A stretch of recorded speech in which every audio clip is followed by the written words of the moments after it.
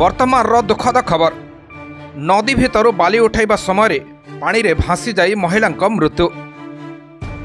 दुखी दरिद्र महिला पेटपाटणा पारिश्रमिक भावे काम जाई बाली उठाइबा समय महिला जनक पानी रे भासी जाई तांकर अमूल्य जीवन अकारण रे चली जाइछि।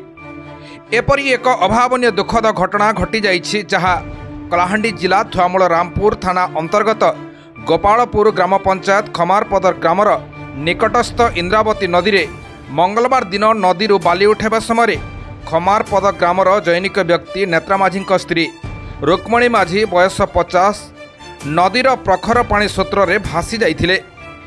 खबर पाई थुआमूल रामपुर अग्निशम विभाग घटनास्थल रे पहुंची मृतदेह उद्धार करथिले।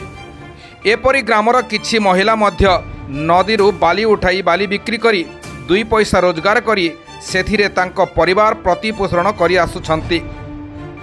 पूर्व दिन भली मंगलवार दिन मध्य बाली उठाइबा काम करुवा समय पानीर प्रखर स्रोतरे भासी जाई मृत्युवरण करिथिबा घटना जଣା पड़िछि।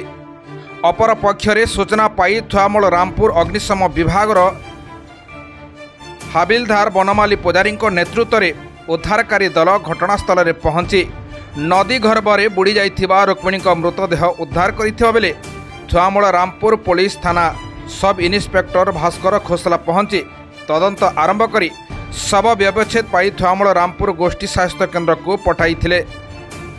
थुआमूल रामपुर थाना रे यूडी केस नंबर 7/25 रे एक अपमृत्यु मामला रुजु करी शव व्यवच्छेद पर परिवार लोकों को हस्तांतर करी अधिक तदंत जारी रखिथिबा पुलिस सूत्ररु सूचना मिलिछि।